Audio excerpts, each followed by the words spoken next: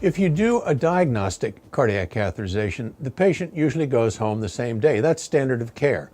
But many interventionalists have been reluctant to send patients home the same day after a PCI. Now in JACC Interventions, researchers report on a meta-analysis of same-day discharge after PCI versus overnight hospitalization.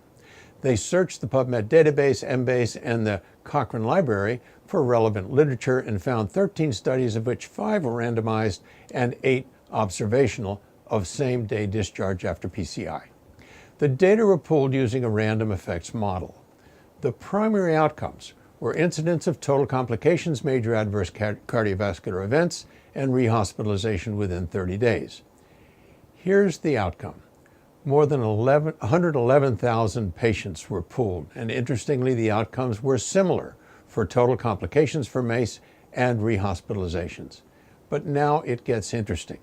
The strategy of same-day discharge compared with overnight stay after PCI had an estimated odds ratio of 1.2 in randomized and 0.67 in observational studies. Similar results were found at 30 days post-PCI. These are surprisingly mixed results, and thus the researchers conclude that there is considerable heterogeneity across published studies about same-day discharge with overnight stay.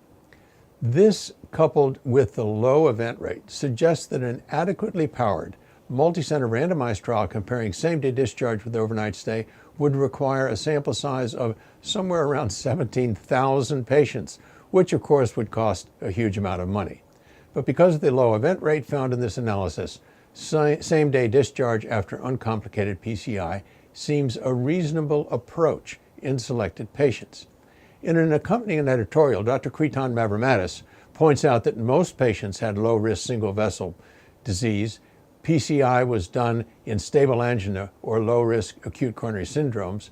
Few patients had comorbidities, and they were all straightforward procedures. The editorial also points out that 10 to 20% of the patients were converted to an overnight stay.